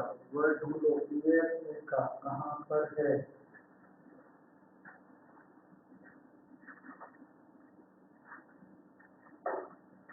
बोलो शेड्यूल नंबर 1 में पीएल ढूंढना, बाकी अपने आप दिख जाएगा। प्री डिविडेंड कहाँ से ढूंढना, सीधा कॉस्ट ऑफ कंट्रोल। एक ही जगह आगे चला, कॉस्ट ऑफ कंट्रोल माइनस है तो यहाँ भी माइनस है, वहां जो अमाउंट है यहाँ भी सेम अमाउंट है, तो यहाँ से रिमार्क लिख रहा हूँ same as cost of control. 15,000 था ना। रेवेन्यू पीएल का शेयर बताओ 18750। सभी लोग साथ चलेंगे, अनडिवाइडेड प्रॉफिट के लिए साथ चलेंगे बेटा। बोले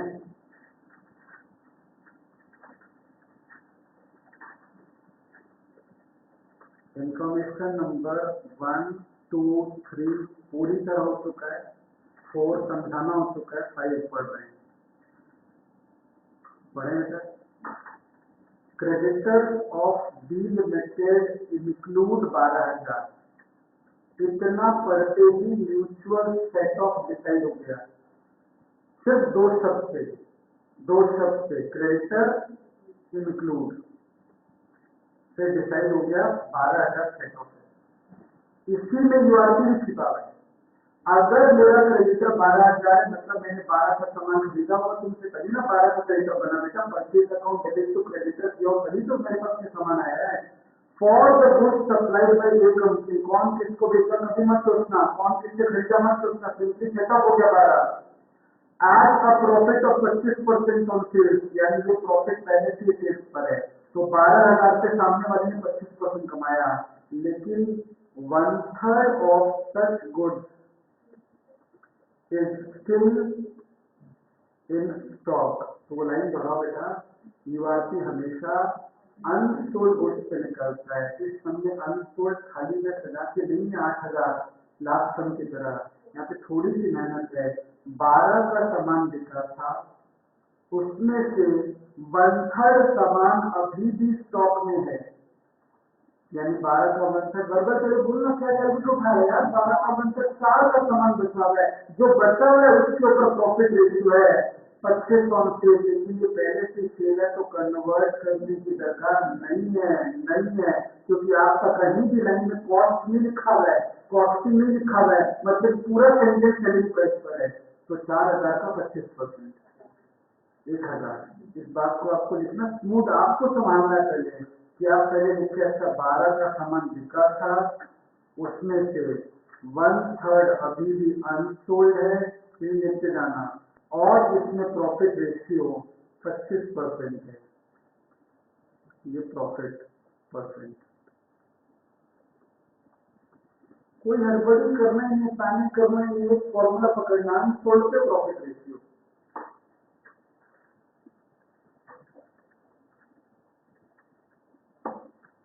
बोले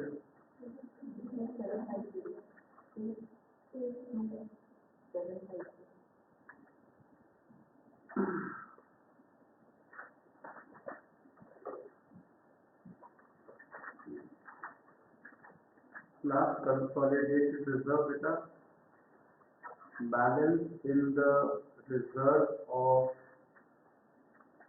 A limited, इस नेट कंपनी है, plus share in the revenue reserve of B company, यानी एस। बोलिए 80। एक सेकेंड लगता बता रहा हूँ मैं, प्लस 3750,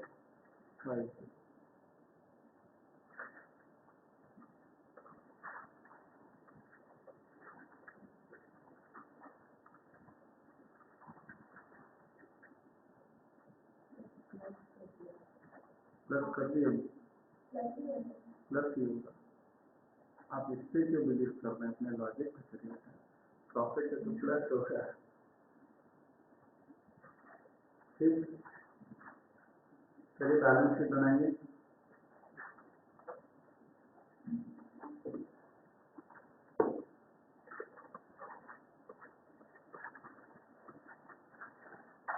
मेरे कॉपी प्लीज।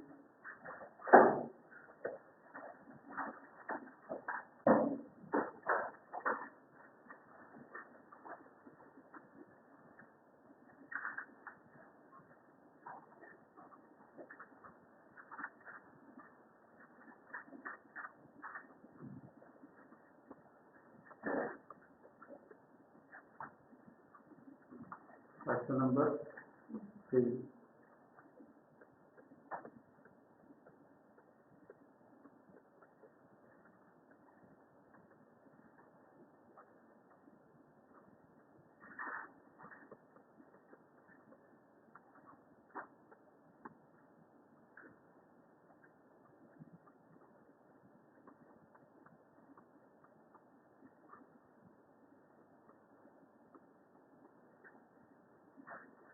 चलिए एम आई तक पहुँचिए, देखिए आप पहुँच पाते थे एम आई तक करेक्टली।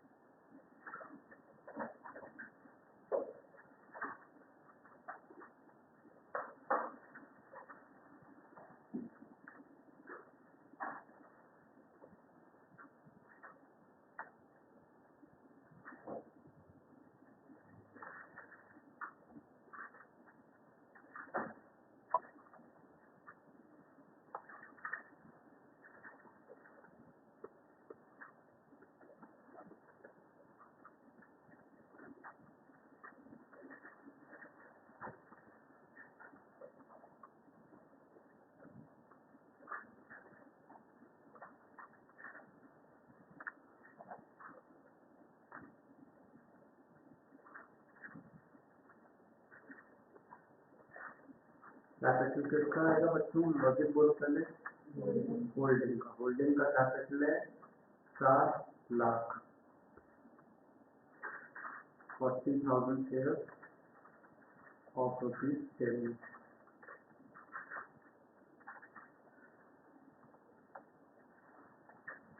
कैश रिजर्व फिर से नहीं आ रहा बेटा, क्योंकि अपने गुडविल एसेट साइड में पढ़ा था, इससे उससे एडजस्ट हो जाएगा। तो कंसोलिडेटेड रिजर्व बच्चों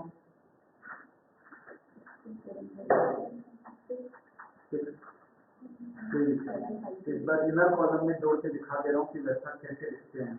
और पीएल का फिगर बेटा 82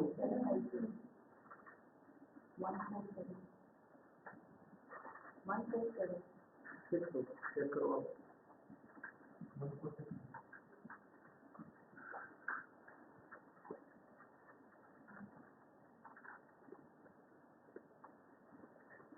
अब एम आई थोड़ा सा मेमोरी लॉक का अगर ध्यान दो, मैंने बोल रहा हूँ बात पर, मेमोरी लॉक बहुत काम होता है जगह जगह पे। ये वर्किंग नोट हमेशा इसी डिसेंडिंग ऑर्डर में होंगे, क्योंकि कंसोलिडेटेड रिजर्व उसके बाद पीएल उसके बाद एम आई, लेकिन ऑर्डर है 7, 6, 5 नंबर जो भी चेंज हो, ये इस तरह साइक्लिकल ऑर्डर में है। एम आई कितना है बेटा 70,000 रुपया। ये प्राइस का मतलब तो समझ लो 80% चांस तुम्हारा बैलेंस शीट प्राइस जा रहा है यहाँ से बात। फिर 2 नंबर डमी हेडिंग है, तो डॉट डॉट देकर हटाओ। 3 नंबर नॉन करेंट लायबिलिटी, सम में भी कोई नहीं है, हटाओ। करंट लायबिलिटी में जुड़े हो जाओ।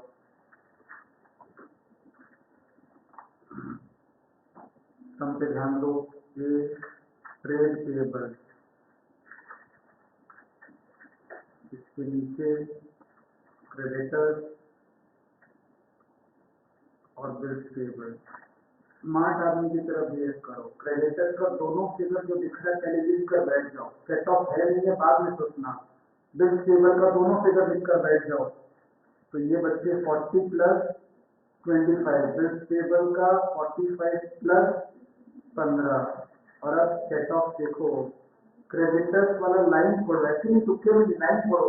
सेंटेंस नंबर 5 पढ़ो। क्या दो शब्द से पता चला सेट ऑफ है? क्रेडिटर किस दो शब्द बेटा, सिर्फ वो 2 वर्ड बोलना, क्रेडिटर इंक्लूड से। और कितना फिगर है 12,000। क्रेडिटर इंक्लूड 12,000 से सेट ऑफ मिल गया। इनर कॉलम में लिखेंगे 4, 2, 6, 8, 53,000 नहीं। और बिल्स टेबल तो मैंने बेटा स्टार्टिंग में समझा दिया था, पूरा डायग्राम देखकर। बिल्स टेबल का फिगर है 10,000। क्यों 10? लॉजिक अगर दोबारा बोलेगा बेटा, 15 का बिल्स टेबल था हमने, लेकिन 15 में से होल्डिंग में 5 का बिल डिस्काउंट करा दिया, इससे उसके पास 10 का बिल बचा। और 15 और 10 में रिकवरेज लोअर, डिफरेंस नहीं बोलते कभी, रिकवरेज लोअर।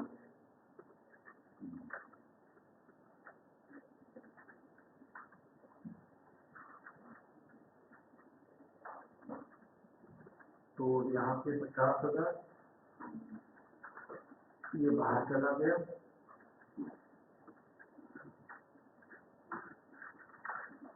अदर करेंट लायबिलिटी में आउटस्टैंडिंग एक्सपेंस एक ही फिगर है, 2 होता तो प्लस हो जाता, 5000 खत्म।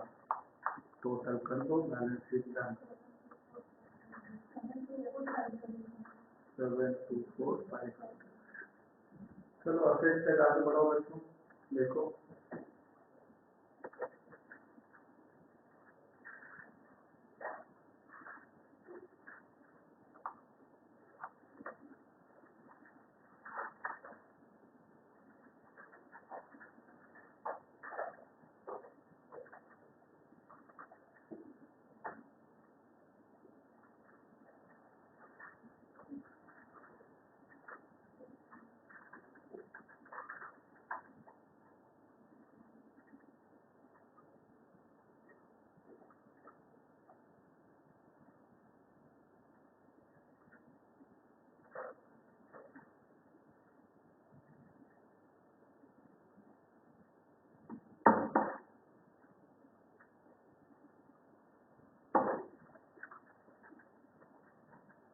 इसमें टाइम टेबल अपने थे ज़्यादा नहीं देखिए। तो 5 नंबर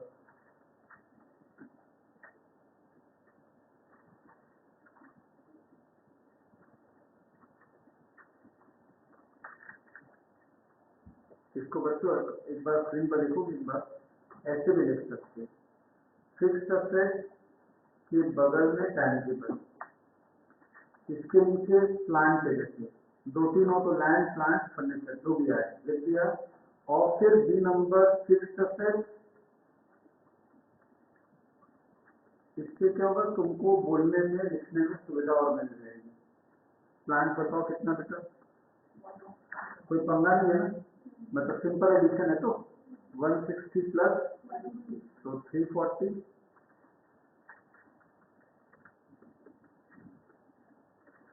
गुडविल, पहला काम करो दोनों को जोड़ करके बैठ जाओ, फिर पूछो अच्छा इसमें कुछ माइनस है क्या।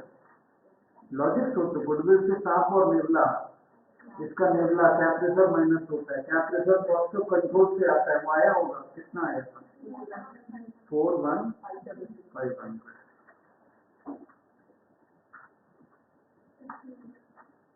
ठीक,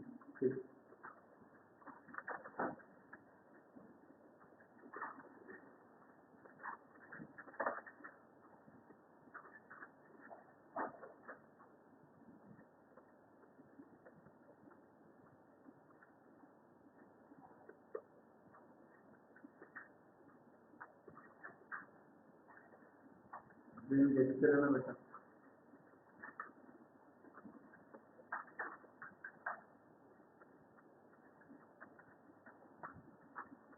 पहला स्टेप हर का टोटल करके दोनों अमाउंट लिख के बैठो, फिर बातें करो क्या हो सकता है।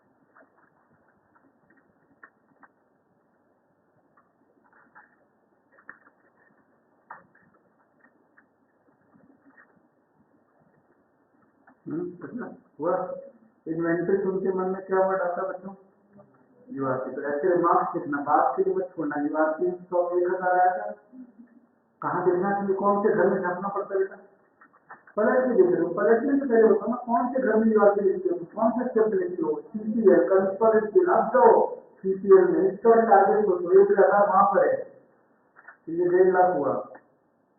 डेटर से सेट ऑफ होता है, सेटअप के लिए बहुत दूर में स्मार्ट बनिए, डेटर डेटर से लिंक होता है, अपनी कॉपी में फिटिंग करिए, डेटर में जो माइनस है वही डेटर से माइनस होता है। कितने का सेटअप किए थे बेटा यहाँ से 12, और बिल टेबल में जो माइनस है वही बीआर से माइनस होता है, सेम चीज माइनस होती है, सेम। तो 12 और 10 बोलो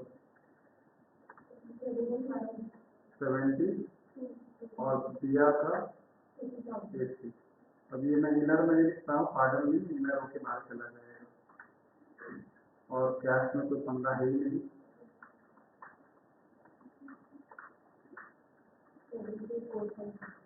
745 मतलब सेम है क्या?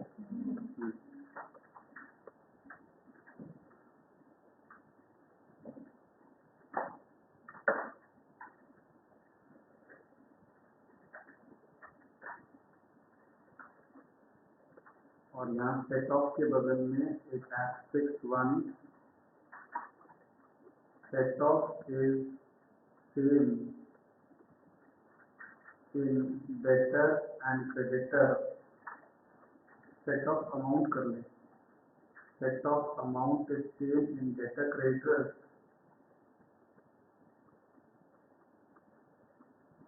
और एक अलग लाइन में set of amount is same in DR and bills payable।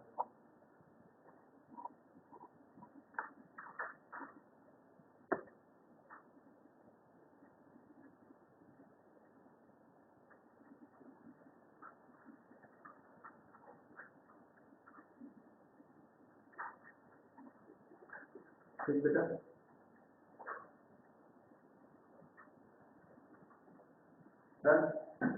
एक गलत फहमी जो कुछ टीचर्स या ऑथर्स बुक में लिखते हैं, जो बैलेंस शीट आपके सामने थी उसमें कंटिंजेंट लायबिलिटी थी ये वाली, जिसका मीनिंग था हमने समझा दिया। ये म्यूचुअल देखा वो सेट ऑफ हो गया, 5000 रुपये हमने इसको माइनस कर दिया।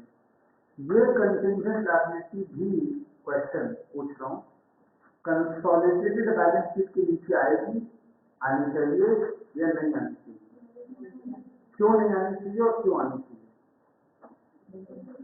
नहीं आनी चाहिए मान लेकर ये बोल रहे हो तो क्यों नहीं आनी चाहिए, पहले उसका लॉजिक दो। ऑलरेडी डिस्काउंट हो गया, नॉट द लॉजिक। कंटिंजेंट का मतलब ये डिस्काउंट हो चुका है तभी तो वो कंटिंजेंट है, not valid answer. Set of not valid answer. Answer correct है, नहीं आएगा, लॉजिक गलत है। 821 बोलता है आप इन दोनों बैलेंस शीट को जोड़ दियो, ये 15 का बिल इसको दिया था, ये दोनों जब जुड़ गया तभी तो सीरियस बना है। तो मैं अपने आप से ये बोल रहा हूँ कि मैं तुम्हारा बिल डिसऑनर करूंगा, सुनने में अच्छा लग रहा है, मैं अपने आप को बोल रहा हूँ मैं रिसिप्ट तुम्हारे को बिल नहीं दूंगा।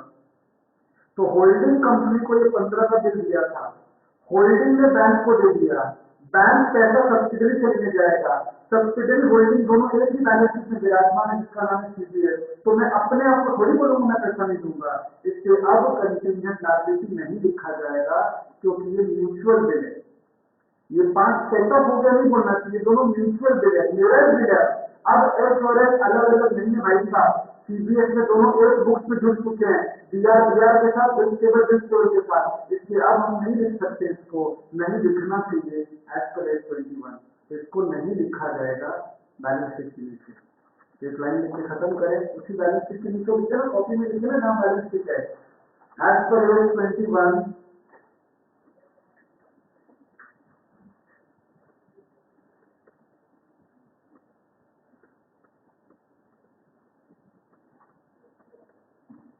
contingent liability for mutual bills, mutual को बॉक्स में डालिए, discounted is not shown anywhere.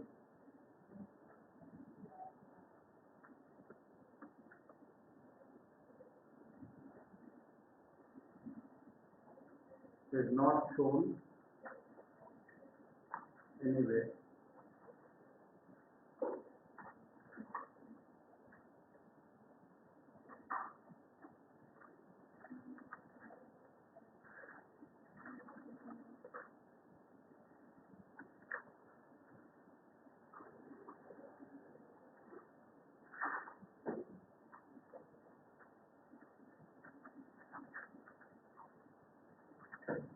ठीक है,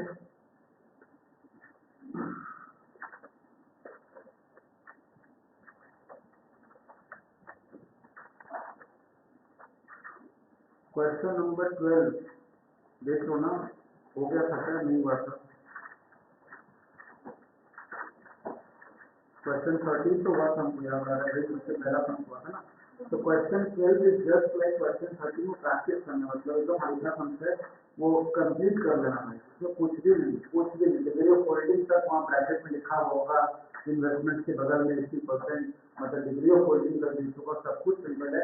तो प्रैक्टिस मतलब वो डे 1 खत्म हो जाना चाहिए, मतलब कंप्लीट कर लेना, मतलब बेकार पेंडिंग रह जाएगा। ठीक है।